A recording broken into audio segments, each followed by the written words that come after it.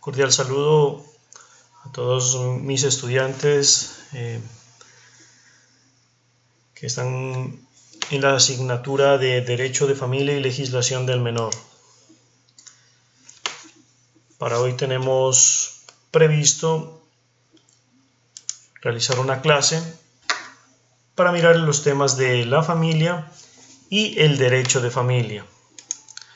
En virtud de que no los puedo acompañar de forma presencial, vamos a adelantar esta clase aprovechando los medios virtuales, es decir, el aula virtual donde ustedes en este momento se encuentran conectados. Los 4 temas que nos proponemos revisar el día de hoy son los siguientes. Primero, el concepto de familia. Un segundo punto a tratar son las características de la familia en Colombia. El tercer tema es el concepto ya de derecho de familia. ¿Sí? El anterior era concepto de familia, aquí es el concepto ya de derecho de familia. Y finalizaremos explicando las características del derecho de familia. Son los 4 temas que vamos a tratar el día de hoy y espero que nos queden totalmente claros para distinguir tanto el concepto como tal de la familia como el concepto como tal de derecho de familia. Vamos con el primer tema, es decir, ¿cuál es el concepto de familia? Tendríamos unas primeras preguntas orientadoras que tienden a explicar, a que nos indaguemos cómo podemos definir lo que es la familia. Cada uno de ustedes pregúntese a sí mismo qué entiende por familia o qué noción tiene al respecto.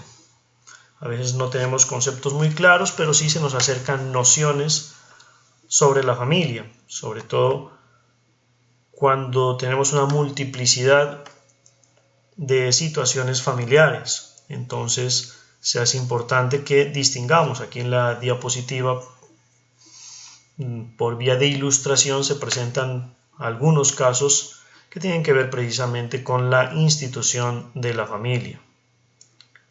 Entonces nos puede eso facilitar para ir estructurando un concepto, una noción de lo que entendemos por la familia. Cada uno diseñe un concepto o una noción entonces de este grupo, de este núcleo, este grupo social, este núcleo que se lo ha denominado familia. Espero que cada uno ya tenga estructurado el mismo y más o menos mencione qué es, tenga en mente al menos qué es o qué entiende por familia.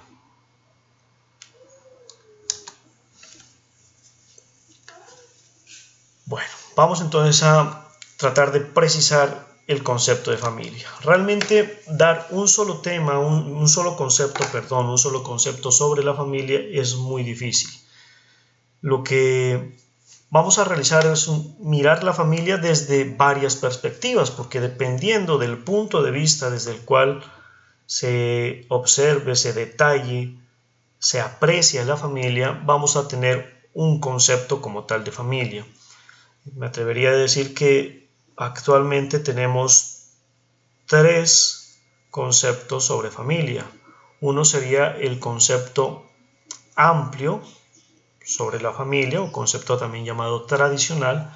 Uno segundo sería la familia vista desde el punto de vista estricto, ¿sí? Un concepto estricto de familia, una perspectiva estricta de la familia. Y finalmente un punto de vista o perspectiva solidaria de la familia. Entonces, tener un solo concepto, vuelvo y repito, es muy difícil. No podemos realmente en un solo concepto involucrar todo lo que se podría entender o se entiende por familia. Vamos entonces a entrar a estudiar cada uno de estos conceptos. Vamos con el primer concepto. El concepto que hemos dicho, concepto desde un punto de vista amplio, una perspectiva amplia, es aquella que se ha llamado como la familia tradicional. Entonces, en el concepto amplio de familia, entendemos entonces que la familia está conformada por ascendientes está conformada por descendientes y también por colaterales de una persona. Entonces, cuando hablamos de ascendientes, serían todos los padres, abuelos, bisabuelos, etc. Cuando estamos hablando de los descendientes, hijos, nietos, bisnietos, etc. Y cuando hablamos de colaterales, estaríamos haciendo referencia al tío, al hermano, los primos, hijos de los primos, hijos de los hermanos, sobrinos, etc.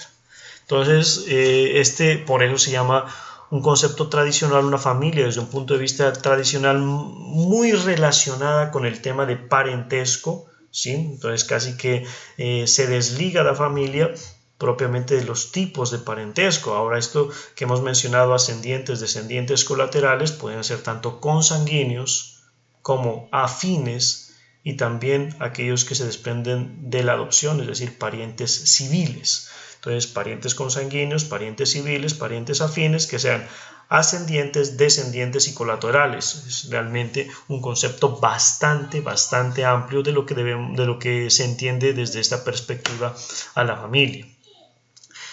La pregunta que les haría es si en el ordenamiento jurídico, si en nuestro sistema de normas encontramos esta forma de utilizar el concepto de familia, encontramos o no una perspectiva amplia de aplicación de la familia, para que cada uno piense en este momento si encontramos o no un concepto amplio de familia.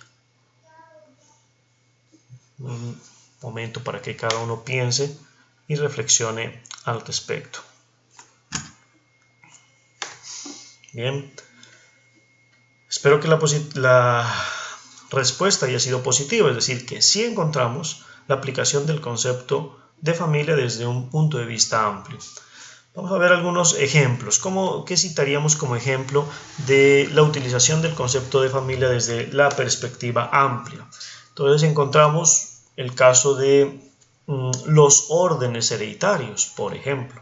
Entonces, cuando se trata de una sucesión intestada o también llamada ad intestato, lo mismo, el legislador ha previsto unos órdenes de prevalencia, unos órdenes hereditarios, en virtud de los cuales se llama a algunas personas, les otorga vocación hereditaria. ¿Sí? Entonces se encuentra el caso de los descendientes, cualquiera que estos sean, matrimoniales, extramatrimoniales o adoptivos. Pueden ser hijos, nietos, bisnietos, claro, siendo los llamados los más cercanos del difunto. Si no tiene descendencia, entonces aplicamos el de los ascendientes, un segundo orden, ascendientes, que podrían ser padres, abuelos, bisabuelos. Si no hay ascendientes, vamos con los colaterales, y en los colaterales encontramos entonces a los hermanos y a los hijos de los hermanos. Hasta ahí llega esa posibilidad de tener vocación hereditaria en una sucesión intestada, pero miren cómo estamos aplicando un concepto amplio de familia, o desde una perspectiva amplia estamos haciendo referencia a la familia. Otro ejemplo lo encontramos, por ejemplo, en el artículo 61 del Código Civil. En el Código Civil se cita, en esta norma que he mencionado, los familiares cercanos que se citan en caso de que una norma lo requiera. Entonces, ¿a quiénes se citan como parientes cercanos de una determinada persona? Y hace referencia también a descendientes, ascendientes, colaterales, adoptante, adoptivo. Bueno, ahí hace una distinción entre que sean naturales, que sean legítimos, que esa ya pierde vigencia en virtud del derecho a la igualdad, que la Corte Constitucional ya lo tiene muy decantado. Pero entonces ahí encontramos en esa norma que cuando se exija por cualquier otra norma que se citen a parientes cercanos de una determinada persona, esa citación puede involucrar la familia desde una perspectiva amplia. Claro, siempre depende del caso. Una norma que aplica esto es en el caso de los interdictos por discapacidad mental absoluta. Hay que citar a los parientes cercanos de la persona interdicta. Entonces sería aplicación de este concepto amplio de lo que se entendería por familia.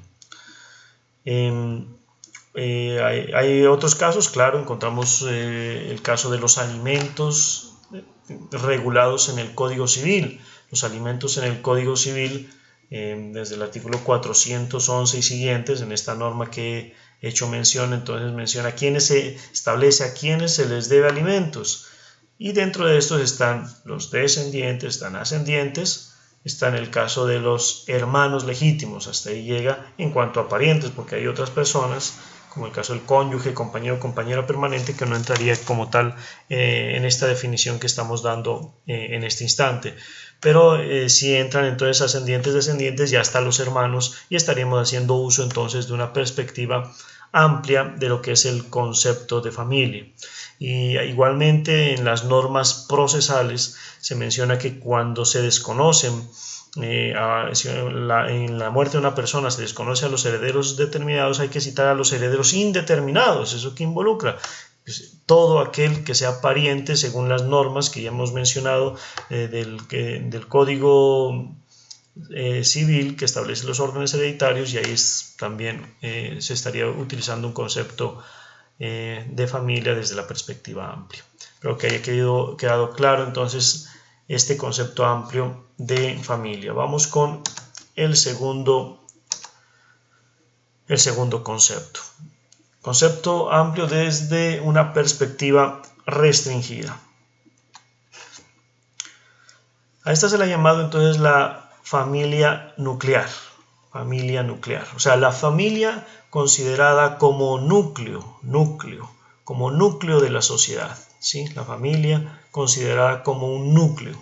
Entonces ya no es una perspectiva amplia de ascendientes, descendientes, colaterales, consanguíneos, afines, civiles, no. Se circunscribe aquí al núcleo como tal familiar, a ese grupo reducido de lo que compone una familia. A la vez, esta expresión de la familia nuclear podría ser conyugal, ¿sí? O podría ser marital. Si es conyugal, sería el caso de los consortes, aquellos que han contraído matrimonio. Y es nuclear, ¿por qué? Porque puede estar compuesta por los cónyuges y por los hijos de los consortes o de los cónyuges, ¿sí? O puede darse el caso de la familia nuclear marital, es decir, aquí la pareja no estaría ya casada, sino que la pareja estaría unida por una unión de hecho. O sea, la propia voluntad entre el hombre y la mujer es la que se manifestaría ahí, y lo que iniciarían era una unión llamada en Colombia unión marital de hecho, donde es la decisión de las personas la que los vincula, la que los une, y va a dar eso unas repercusiones jurídicas. Y a su vez podrían estar compuestas por los compañeros permanentes y los respectivos hijos comunes de ellos. Ahora, esta familia nuclear, que puede ser conyugal o puede ser marital, a su vez se puede subdividir en unas subclases. Podría ser completa, ¿sí? Familia conyugal o marital completa. Entonces se encuentran los esposos o compañeros, compañeras permanentes y sus respectivos hijos son completas. Entonces sería el caso de examinar desde un punto de vista completa, apreciar desde un punto de vista completa esta familia nuclear o concepto restringido de familia. O puede ser incompleta porque falta alguno de ellos, falta un miembro de la familia, puede ser uno de los padres. Entonces estaríamos frente a aquello que se ha denominado la familia monoparental. Entonces solamente está el padre, por ejemplo, y sus hijos, producto de una unión marital o producto de una unión conyugal, o ni siquiera cuando ha existido matrimonio ni ha existido una unión marital de hecho, pero tiene hijos, han concebido hijos. Estaría el caso entonces monoparental, el padre y sus hijos, o la madre y sus hijos. Es el caso de la madre cabeza de familia o del padre cabeza de familia. Entonces sería una familia nuclear incompleta porque la cabeza del hogar no tiene pareja. O puede que se trate de una pareja de consortes o una pareja de compañeros permanentes que no tienen hijos, sin hijos. Y también sería una familia conyugal o marital incompleta, una familia nuclear incompleta. ¿Sí? Faltaría la descendencia en primer grado. Aquí también podemos encontrar la familia que se ha llamado reconstituida. ¿Sí? Una familia reconstituida es cuando él o ella, los miembros de la familia, traen hijos de precedentes relaciones. Han concebido hijos de una relación matrimonial, conyugal o ni matrimonial ni conyugal anterior, y ella también trae hijos de su anterior relación y se unen entonces esta pareja de esposos o de compañeros permanentes con hijos de otras relaciones, y puede que también entre ellos nazcan hijos comunes, y eso es lo que se le ha llamado entonces una familia reconstituida. Bueno, hay en expresiones que a veces son como un poquito criticables, diría desde mi punto de vista, porque dice que la Corte Constitucional, por ejemplo, utiliza el término de hijos aportados al matrimonio, ¿no? Últimamente he leído algunas sentencias esa designación, no sé si vendrán de especialistas en la materia, pero de verdad que me parece una expresión no muy acertada, eso de aportar, ¿no? Como si se estuvieran aportando bienes, aportando cosas. Aportar hijos, ¿no? Pues sería más bien llamarlos hijos procreados mejor que aportados, ¿no? Hijos procreados de una relación anterior.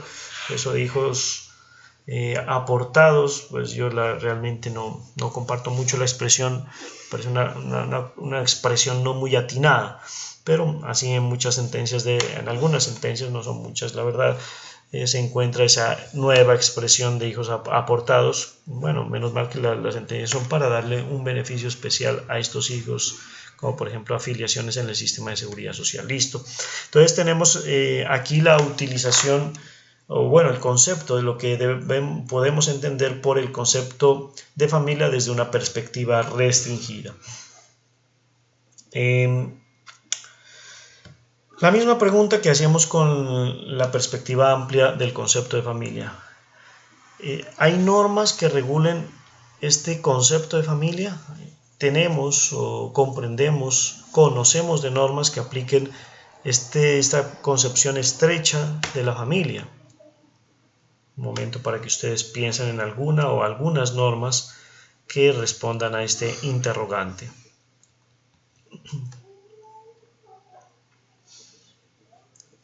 Espero que la respuesta haya sido positiva. Es decir, que sí contamos con algunas normas dentro del ordenamiento jurídico colombiano que hacen aplicación precisamente a este tipo de concepto de familia. Es el caso de las normas del sistema de seguridad social, por ejemplo. Entonces, ¿a quién se puede afiliar en salud? Entonces, el ordenamiento permite que se afilie al sistema de seguridad social en salud la persona del cotizante y su núcleo familiar compuesto por su esposa, compañera, compañero permanente y sus hijos hasta una determinada edad. Puede ser él o ella que se encuentra entonces cotizando y afilian como beneficiarios a su pareja, cónyuge o compañero, compañera permanente y a sus hijos hasta los 25 años, si mal no recuerdo. Algo similar Algo similar ocurre con la pensión de sobrevivientes. También en la pensión de sobrevivientes se reconoce la misma ¿a quién? A la pareja, trátese de cónyuge, compañero, compañera permanente, le exige un tiempo de convivencia, si no estoy mal es de 5 años, y a los hijos hasta los 25 años cuando demuestren esa dependencia. Bueno, creo que hay algunas discusiones en el sistema de seguridad social, pero bueno, ¿qué estamos mirando? Que es la aplicación restringida del concepto de familia. Ahora, en el sistema de salud se pueden incluir otros parientes adicionales, pero habría que pagar un monto adicional por cada pariente adicional permitido por la ley. Entonces ya están utilizando un beneficio para otros, pero le exige pagos adicionales, mientras que el primer concepto que utiliza los beneficiarios no le exige ningún pago adicional, sino que por ley quedan automáticamente beneficiados de la respectiva cuestión de salud o en el otro caso, el de la pensión. Son aplicaciones entonces restringidas de lo que entendemos por el concepto de familia. Igualmente, formas de aplicar ya en el derecho de familia como tal esta perspectiva restringida está en la patria potestad. Entonces la figura de la patria potestad solamente la ejercen los padres con respecto a los hijos no emancipados, aquellos hijos que no han salido de la tutela del hogar. Entonces, frente a estos hijos lo ejercen única y exclusivamente los padres. ¿Podría otro ejercer patria potestad diferente a los padres? No, no podría ejercerlo. Es decir, si los padres pierden o se les suspende la potestad parental, como actualmente se le denomina, ninguna otra persona, por familiar que sea, podría entrar a ejercer esa figura propia del derecho de familia. Claro, que si pierden los dos padres, por ejemplo, lo que sí podría designarse es un guardador, pero es una figura ya diferente, ya no es la misma figura de la patria potestad, sino una ya distinta, una ya diferente. Entonces, en virtud de la patria potestad, en virtud de la orfandad de un menor de edad o varios menores de edad, podría acudirse a la figura de las guardas, pero la patria potestad como tal únicamente la ejercen los padres. Entonces, ahí tenemos la aplicación de un concepto de familia desde la perspectiva restringida. Vamos con el tercer concepto de familia, desde la perspectiva solidaria. Aquí en la diapositiva encontramos la posibilidad de un tercero diferente a la pareja. Vamos a mencionar las características propias de este concepto de familia. La primera es que no existen o no se basa este concepto de familia en los vínculos de parentesco. No se basa en los vínculos de parentesco. Segundo, tampoco se presenta la adopción legal, es decir, la adopción sometida a sus dos sedes, sede administrativa y sede judicial. Todas las investigaciones que hace el Instituto Colombiano de Bienestar Familiar en su sede administrativa a través de su autoridad principal, que es el defensor de familia, y posteriormente someterse al trámite judicial ante el juez de familia correspondiente. Entonces no se presenta en este caso la adopción legal que he mencionado. Tercero, se basa en expresiones de solidaridad, O sea, en lugar de existir el parentesco como aquello que une a las personas, lo que los va a unir son las expresiones solidarias. Y una cuarta característica es que se ejercen roles filiales o roles fraternos, ¿sí? Es decir, se desempeña roles como los de una familia. Entonces, aquella que es considerada como una hija sin serlo, sin tener ese parentesco de consanguinidad en primer grado y sin tener ese parentesco civil igualmente en primer grado. Y aquellos que asumen a esta persona, asumen su formación, asumen su crianza, su educación, empiezan a desempeñar el rol paterno y empieza a desempeñar el rol materno. Entonces, el principal ejemplo aquí podríamos observar el caso de los hijos de crianza. ¿Sí? El caso de los hijos de crianza o entenados, llamados por algunos, hace referencia a la cuestión de una perspectiva solidaria. La pregunta, igual que en los dos casos anteriores, para ustedes es ¿qué reflexionen si en el ordenamiento jurídico encontramos un concepto amplio de lo que es un concepto desde la perspectiva solidaria de lo que entenderíamos por familia?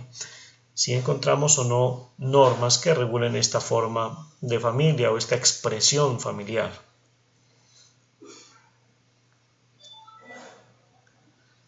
Bueno, creería que la respuesta es negativa, sin embargo, al menos he encontrado una norma que hace referencia a la perspectiva solidaria de la familia. Esta norma está tomada del Código de la Infancia y la Adolescencia, es decir, de la Ley 1098 del año 2006, concretamente el artículo 67. Me permito leer textualmente la norma y ustedes la pueden también buscar en sus ordenadores o la pueden buscar en sus códigos. Dice concretamente la norma, artículo 67, solidaridad familiar. El Estado reconocerá el cumplimiento del deber de solidaridad que ejerce la familia diferente a la de origen, que asume la protección de manera permanente de un niño, niña o adolescente y le ofrece condiciones adecuadas para el desarrollo armónico e integral de sus derechos. En tal caso no se modifica el parentesco. Parágrafo. Si alguna persona o pareja quiere adoptar al niño que está al cuidado de la familia distinta a la de origen y cumple con las condiciones de adoptabilidad que exige el Código, podrá hacerlo a menos que la familia que tiene el cuidado del niño, niña o adolescente decida adoptarlo. Termina ahí el artículo. Entonces miremos con claridad que eso es una expresión solidaria frente a un niño, niña o adolescente. Entonces dice que el Estado cumple o el Estado reconoce el cumplimiento de la solidaridad, lo que une aquí, lo que habíamos dicho, los vínculos solidarios, cuando una familia diferente a la de origen, por eso no nos estamos basando en vínculos de parentesco, de consanguinidad, de afinidad, etc. No, distinta a la de origen, asume la protección entonces de este niño, niña, adolescente. Lo interesante es lo que establece el parágrafo mencionado, leído.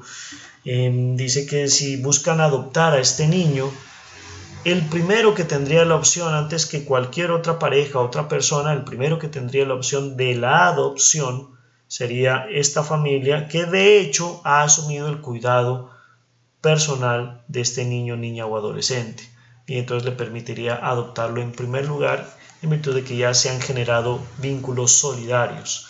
Algunos le llaman también a esta forma de familia como familia sociológica. Realmente nos referimos a lo mismo. No he encontrado otra norma que regule o tenga en cuenta esta forma de familia. No he encontrado ninguna otra ley que regule la cuestión familiar desde una perspectiva solidaria o sociológica. Sin embargo, a nivel de jurisprudencia, sí encontramos que las altas cortes han mencionado y han tratado el tema referente a utilizar este tipo de familia. Se destacarán varias sentencias de la Corte Constitucional en aplicación de, por ejemplo, el sistema de seguridad social y permitir afiliación de personas que son criadas por el cotizante, pero que no tienen vínculos de consanguinidad, no son sus hijos como tales, y les va a permitir que tomen ese lugar de hijos. Hay varias sentencias muy interesantes del Consejo de Estado en aquellos casos donde se demanda la responsabilidad estatal por actos u omisiones cometidas por el Estado o por entidades estatales.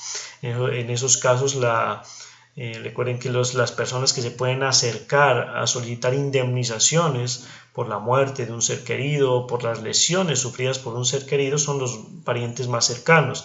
Entonces el Consejo de Estado ha estimado que dentro de ese núcleo cercano, ese núcleo que compone la familia del afectado, del perjudicado con el accionar o la omisión del Estado, estarían, por ejemplo, los hijos de crianza, ¿no? Entonces asume precisamente este concepto diferente de familia, o este concepto que es más reciente de familia. Sin embargo, todavía falta mucho desarrollo al respecto, pero uno ve cada vez más normas de aplicación en este sentido.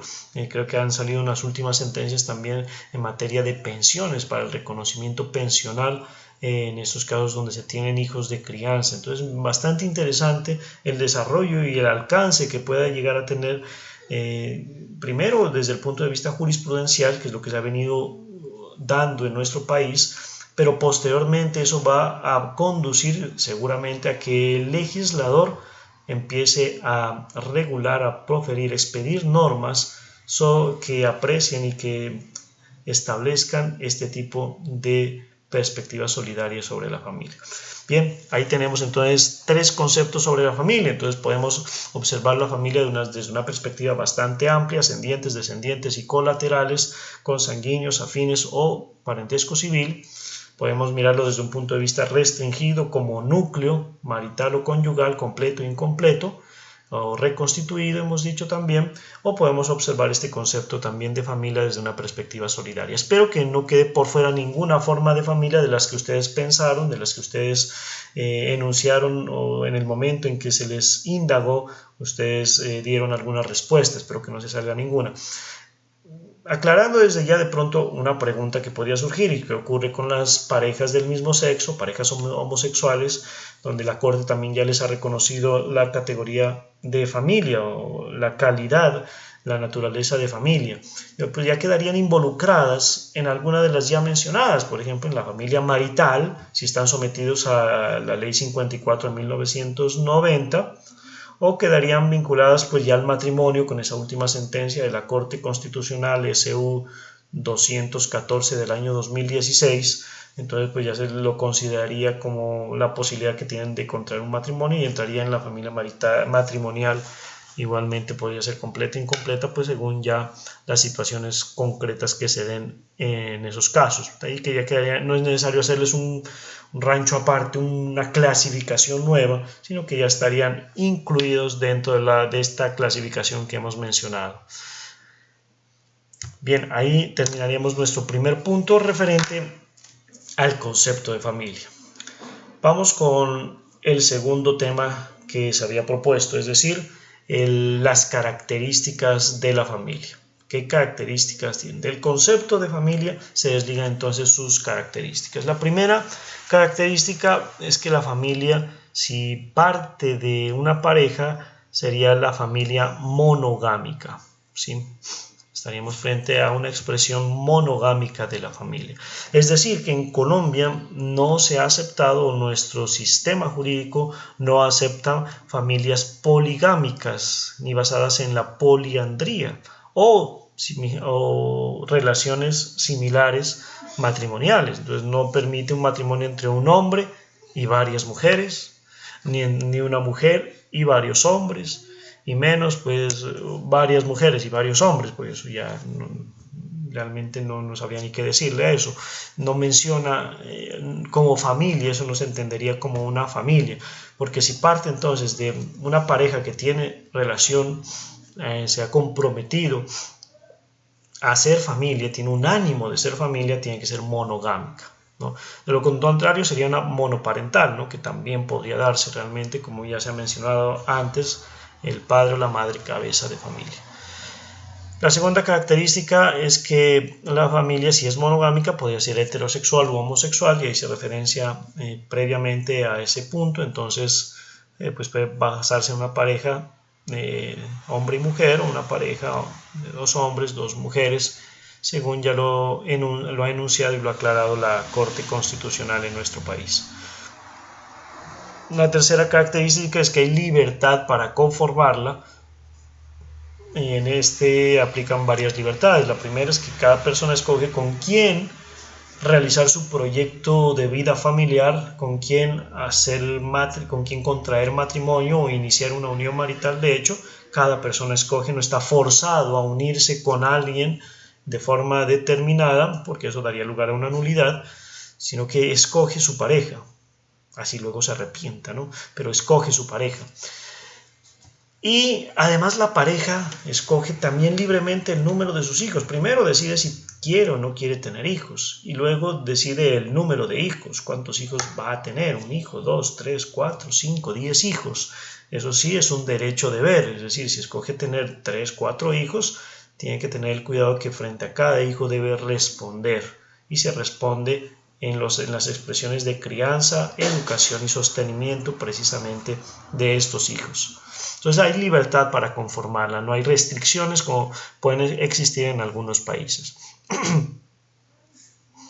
Una cuarta característica es la familia constituye una comunidad doméstica. Una comunidad doméstica es aquello que Roberto Suárez Franco, doctrinante, menciona como el infraestado. El infraestado está constituido por todo el núcleo, la cantidad de familias que hacen parte de un país, de un estado. Entonces es el infraestado. Está mal el infraestado. Las expresiones de un estado que funciona mal es porque tiene problemas en sus núcleos familiares. Entonces la comunidad doméstica es la familia, ¿no? Igualmente esta comunidad doméstica se compone por expresiones netamente personales y también expresiones patrimoniales, ¿sí? Personales, toda la interrelación que se da entre esposos, compañeros, compañeras permanentes, entre los padres y los hijos y los padres, y también de una persona con sus parientes ya más lejanos. Eso constituye lo que se ha entendido como la comunidad doméstica. Y finalmente una quinta característica es la dirección conjunta del hogar. Inicialmente la dirección correspondía exclusivamente al hombre, pero ya con el pasar del tiempo se ha entendido que la dirección del hogar corresponde a ambos padres o a la pareja como tal. Entonces, para dirigir los hijos, por ejemplo, menores de edad, antes solamente era el padre, en virtud de la figura de la patria potestad, y eso es lo que implica patria potestad, pero cuando se asume las nuevas concepciones al respecto, la potestad parental, entonces se entiende que ya son los dos, tanto el padre como la madre, quienes dirigen el hogar y quienes toman las decisiones en el hogar. Si no se ponen de acuerdo, se abre campo para un tercero, que es una autoridad judicial estatal. Concretamente sería el juez de familia. Cualquier discusión en la dirección del hogar entre los padres de un hijo menor de edad, entonces lo resuelve el juez de familia si no se ponen de acuerdo. Ahí tenemos entonces las 5 características de la familia. Espero que estén bastante claras y que no tengamos confusiones sobre las características de la familia. Bien, pasamos entonces ahora al concepto de derecho de familia. Entonces ya hemos definido la familia. Una vez que tenemos claro qué es la familia, pasamos al concepto de lo que es el derecho de familia como tal. Para el efecto utilizaré unos conceptos clásicos de derecho de familia y luego pasaré a un concepto más moderno de lo que es el derecho de familia. Tomaré a 2 clásicos. En el uno que a mí me gusta mucho, que es Bonicace, jurista francés, y el otro que son los hermanos Maceo. Vamos aquí, necesito cambiar para resaltar unas características. Entonces, el concepto de Julián Bonicace sobre el derecho de familia. Bueno, primero habría que decir que en los clásicos del derecho, el derecho de familia estaba vinculado al derecho civil, o sea, era una parte del derecho civil. No se lo entendía el derecho de familia como un derecho diferente, distinto del derecho civil. Hoy obviamente eso ya ha cambiado. Hoy tenemos el derecho civil con una parcela muy diferente a la del derecho de familia, tanto así que hay autoridades dedicadas al derecho civil, que está todo lo civil, comercial y agrario, y otros son los jueces de familia frente a asuntos propiamente de familia, lo que antes un solo juez era el que definía toda esta serie de casos. Leamos el concepto como tal. Entonces dice Bonicace, el derecho de familia entonces es el conjunto de reglas de derecho de orden personal y patrimonial cuyo objeto exclusivo, principal, accesorio o indirecto es presidir la organización, vida y disolución de la familia. ¿Sí? Veamos entonces el segundo concepto, el de los hermanos Maceo. Estos son argentinos del año 1968. En su página 4 del libro Lecciones de Derecho Civil, mire cómo está mencionado dentro del derecho civil, se menciona la familia. Entonces enuncia lo siguiente: el derecho de familia es el conjunto de normas que rigen la constitución, organización y disolución de la familia como grupo, en sus aspectos personales y de orden patrimonial. Ahí en la diapositiva he resaltado como unos puntos iguales, similares en cada una de las definiciones, porque así se entendía entonces esta área del derecho llamada derecho de familia. Entonces un conjunto de reglas, aquí está conjunto de reglas, el otro dice un conjunto de normas, lo mismo, orden personal y patrimonial, acá está de sus aspectos personales y patrimonial y del orden patrimonial, y está para la organización, vida y disolución, el otro dice para la constitución, organización y disolución de la familia. Entonces, realmente son conceptos buenos, comprensibles de forma evidente de lo que es el derecho de familia, con una crítica que le cabe en un inicio, y que esta crítica va para todas las definiciones que se utilizan de forma clásica sobre el derecho, porque mencionan o arrancan, sea que se define el derecho de familia o se define el derecho laboral, el derecho tributario, el derecho administrativo, etcétera, siempre arrancan mencionando que es el conjunto de reglas o conjunto de normas. La crítica es que hoy ya con la nueva teoría del derecho, teoría general del derecho, por ejemplo, retomaríamos ahí los conceptos, la claridad que nos trae Norberto Bobbio. Seguramente ustedes ya han estudiado en teoría del derecho, en su asignatura de teoría del derecho o en derecho constitucional también, que la forma de asumir el derecho hoy o de entender, comprender el derecho, no es como un conjunto de reglas que se encuentran ahí dispersas, un conjunto de reglas inconexas de pronto. Nos da una idea realmente equivocada de lo que es el derecho. Por eso, como he dicho, Bobbio, el maestro Bobbio, menciona en su texto Teoría General del Derecho de Temis, como para poner uno de las obras que tratan este punto, que el derecho no es un conjunto de reglas. El derecho son ordenamientos jurídicos, son sistemas jurídicos complejos. Y son complejos porque no solamente se basan en reglas, como dicen estas definiciones, no solo son reglas, principios, son valores, ¿sí?, que entran a jugar un papel importante, y además hay criterios auxiliares también, el caso de la jurisprudencia, la doctrina, la equidad, etc.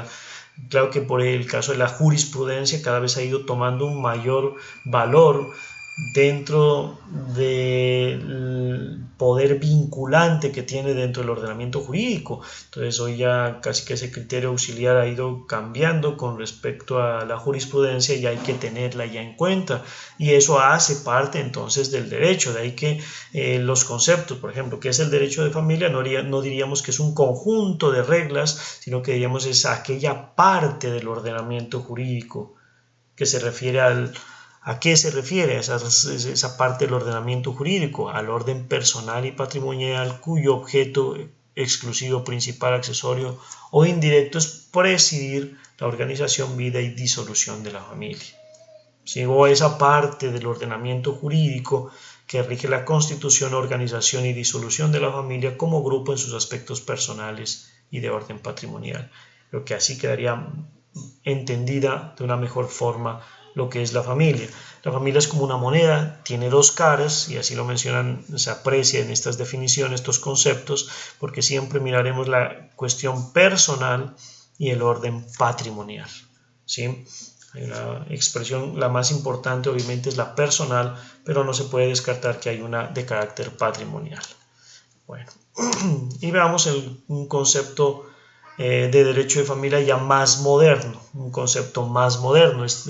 Voy a parafrasear la definición que encontré en un libro de Derecho de Familia y Sucesiones, de colección Cultura Jurídica. La autora es María de Montserrat Pérez Contreras. Ustedes lo pueden encontrar este texto en Biblioteca Jurídica Virtual de la UNAM, Universidad Nacional de México. Pues en el texto que está en la página, le pueden encontrar en internet, en la UNAM, Universidad Nacional de México. En este texto, en la página 22, define lo que es el derecho de familia, sino que vamos a parafrasear la definición, porque la que encontramos en el texto hace referencia solamente a México, y aquí lo que hemos hecho es generalizar esta definición. Entonces define así la doctora Pérez Contreras: el derecho de familia, dice, se refiere a las normas de orden público e interés social que regulan y protegen a la familia a sus integrantes, así como su organización y desarrollo integral, sobre la base del respeto a los derechos, de la igualdad, no discriminación, respeto de la dignidad humana, en orden a lo establecido en la constitución política del respectivo país y los instrumentos internacionales de derechos humanos ratificados por el Estado. Bueno, casi que subrayé todo, la verdad, pero miren que es una definición ya más actualizada del derecho de familia, que es importante que la tengamos en cuenta. Por eso la traigo a ustedes y la he tomado para explicar un poquito más sobre el concepto de lo que sería el derecho de familia. Entonces se refiere a normas. Dice la calidad ahora de estas normas, ya lo vamos a ver en las características de orden público e interés social, la importancia que tienen las normas. Es un tipo de normas especiales las que regulan las cuestiones sobre la familia, regulan y protegen a la familia y sus integrantes, su organización, su desarrollo, y hace énfasis en el respeto a los derechos humanos. Claro que la definición se circunscribe solamente a 3 derechos: igualdad, no discriminación y el respeto a la dignidad humana, que yo diría se queda bastante corta en ese punto, porque realmente hay muchos más derechos fundamentales relativos a la familia, por citar algunos: el caso del derecho a la vida, el derecho a la integridad física. Para los casos de violencia intrafamiliar toman una relevancia especial.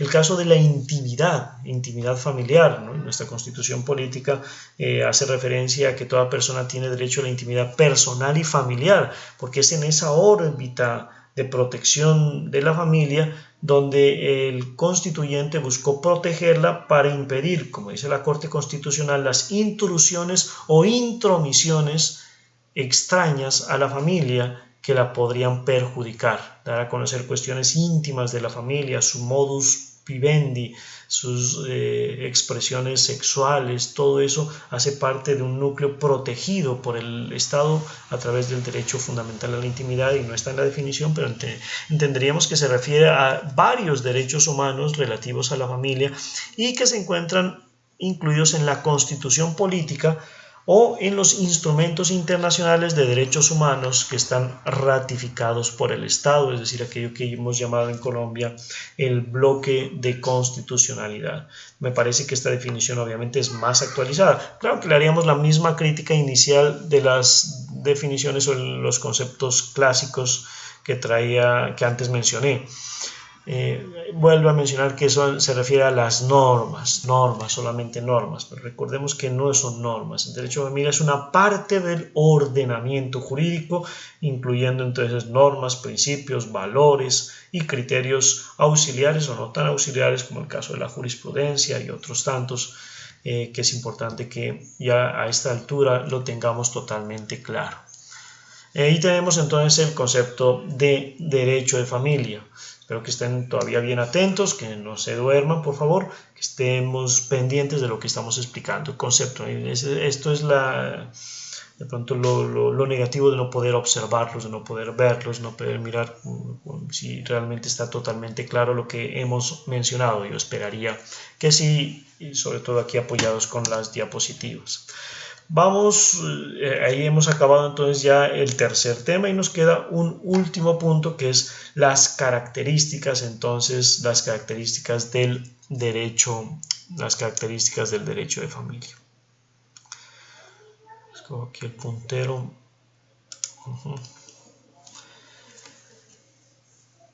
De la definición que hemos dado sobre la familia, entonces vamos a resaltar 4 características del derecho de familia. La primera tiene que ver con las normas del derecho de familia, que las normas del derecho de familia tienen un sentido ético y moral. Es decir, algunas dicen que son solamente un sentido ético, otros hablan sobre una moral. Habría que entender que es la moral social de la que muchas veces ha hablado la Corte Constitucional. Entonces, normas con sentido ético o moral. ¿Por qué? Porque imponen deberes. Estas normas imponen obligaciones. Entonces miramos el caso de los cónyuges, que están sujetos a las obligaciones o a los deberes conyugales. Cosa similar ocurre con los compañeros permanentes, aunque no se mencione como tal deberes y derechos. De la calidad de compañeros permanentes y de la exigencia de que se dé una unión marital de hecho, se desprenden sus deberes. También ocurre lo mismo con los hijos. Los padres con respecto a los hijos tienen unos deberes, y también, ¿por qué no?, los hijos ya mayores de edad tienen unos deberes con sus padres, por ejemplo, el deber de cuidar de ellos y alimentarlos aún, ¿no? Entonces tenemos normas con un sentido ético-moral. El derecho de familia se caracteriza por tener normas que establecen obligaciones o establecen deberes. Y ahí tenemos una primera gran característica. La segunda es que las normas tienen un carácter de orden público. Las normas del derecho de familia tienen un carácter de orden público. ¿Qué quiere decir eso de orden público? Aunque en la próxima clase vamos a ahondar al respecto, quiere decir que son normas imperativas o de estricto cumplimiento, deben cumplirse. O sea, no están supeditadas a la libre voluntad de los particulares, no, son normas de estricto cumplimiento y por lo tanto hacen parte de ese núcleo específico, especialísimo de normas que se imponen, ¿no? Se imponen a un Estado. Tercero, les preguntaría si la familia tiene o no personería jurídica. Claro, la respuesta ahí ya está dada. La familia no tiene una personería jurídica. No hay un registro de las familias, no hay un registro nacional de familias en ninguna entidad, dependencia estatal, ni ningún otro tipo de institución pública o privada que lleve un registro sobre las familias. La familia no tiene personería jurídica, pero vaya curiosidad, que cuenta con protección jurídica. O sea, hay muchas normas que hacen referencia a la protección de la familia a pesar de que no tiene como tal personería jurídica. O protege a personas en virtud de ser miembros de una familia. Un ejemplo de esto es el caso de la violencia intrafamiliar. Para proteger a los miembros de una violencia, a una persona, para proteger a un sujeto o una persona de una violencia, tiene que estar, si es intrafamiliar, tiene que estar inmerso en un concepto de familia que trae la misma norma. Luego miraremos a cuál nos referimos cuando estudiemos la cuestión constitucional.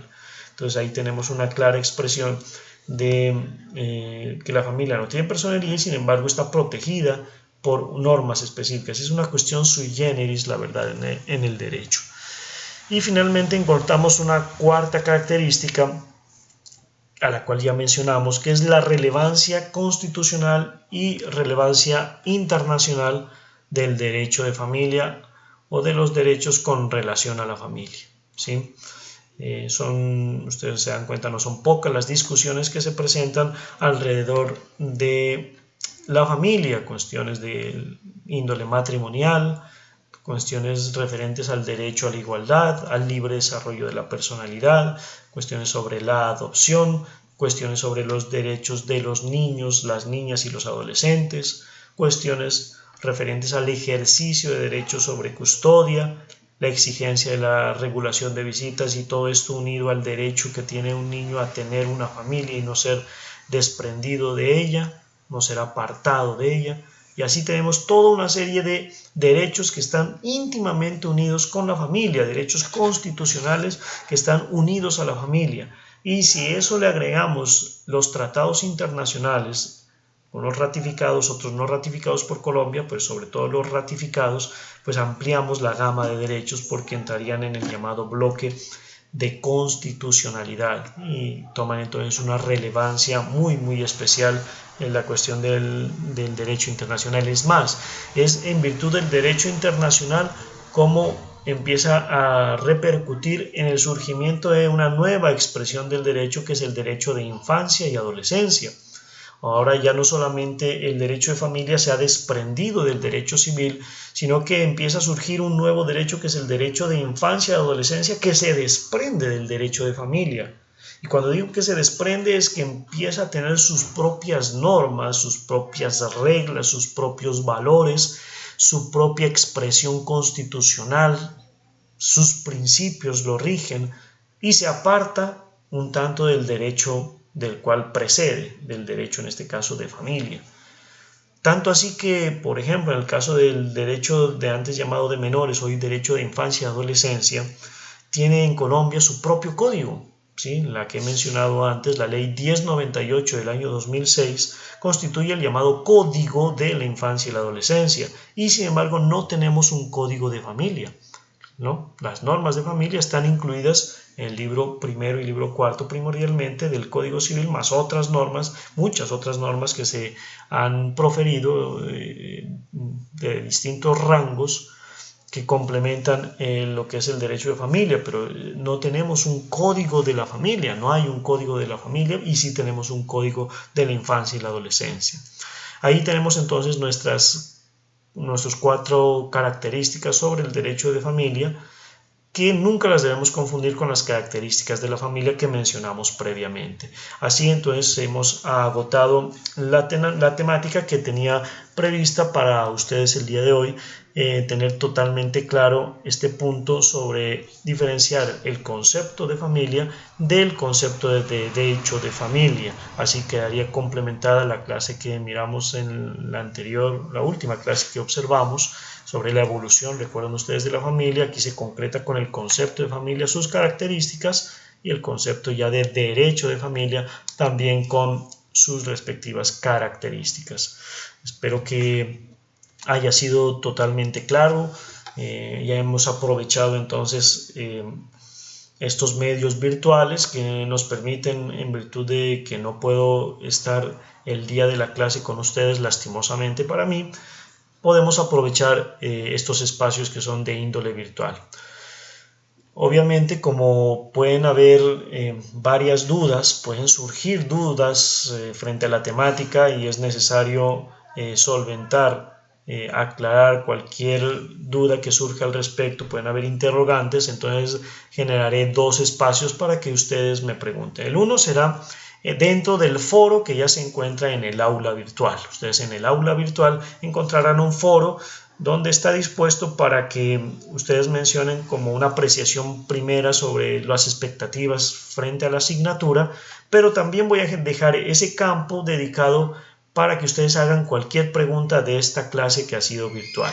Sí, de esta clase que ha sido virtual, ustedes pueden hacerme las preguntas, yo trataré de contestarla lo más rápido que pueda. Durante toda esta semana pues va a quedar dispuesta esta clase para que ustedes la observen en cualquier momento, y si quieren lo pueden también en el momento que tenemos la clase mirar esta clase. La pueden ustedes también entre varios entrar y revisar esta clase sin inconveniente alguno.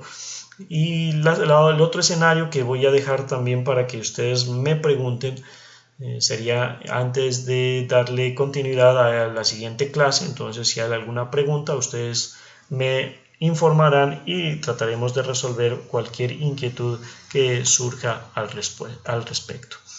Les agradezco mucho su atención. Más o menos han sido cerca de 1 hora, son 57, 58 minutos que hemos tenido de esta clase. Espero que les sirva de provecho y les agradezco mucho por su atención. Que tengan una buena mañana, una buena tarde o una buena noche según el momento en que están mirando esta clase. Dios los bendiga.